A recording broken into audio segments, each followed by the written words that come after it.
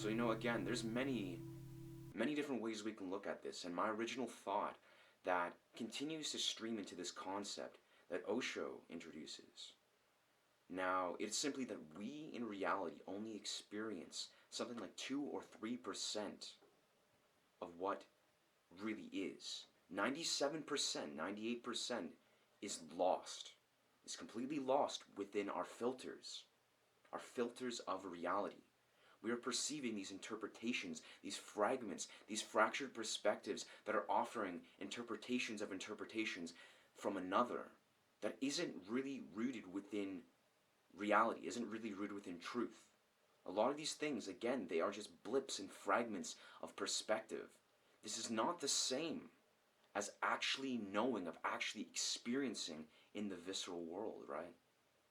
So this is a really important part of this. When we look at social media, even the things that are very well founded in the nature of it, philosophies, perspectives, psychology that is put into a statement or a little fragment of perspective, right? It's a matter how we find ourselves decipher this. These are not really the core truth. These can maybe offer you perspective, maybe can offer you solace, it can offer you maybe a spark that brings you to a certain author, or brings you to a certain philosopher, yeah. But this is not the full piece of truth.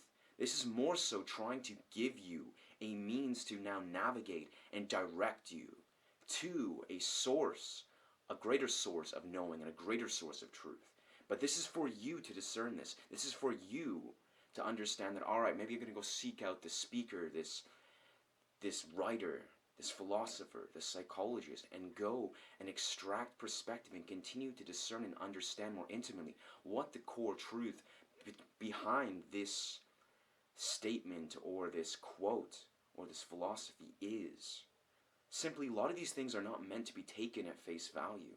And I feel the degree that we do, the degree that we look at these things and be like, alright, I'm going to attach and associate certain perspectives and take this at face value, is the degree that we create more distortion within our own realities, the degree that we are continuing to perpetuate this same model that is creating so much distortion and confusion and is continuing to reinforce this means that we truly think we do know more than we actually do.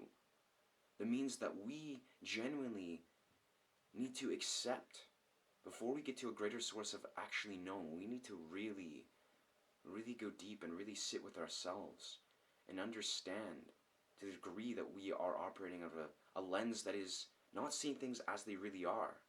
And there's nothing fundamentally wrong with that. This is a beautiful realization. When we look at deeper truths of how we perceive trust, how we perceive love, how we perceive our values and our philosophies, and how we make up our perceptions and belief systems of the world around us. What a beautiful, beautiful realization to come to realize that, in truth, we really may not really know what we think we know.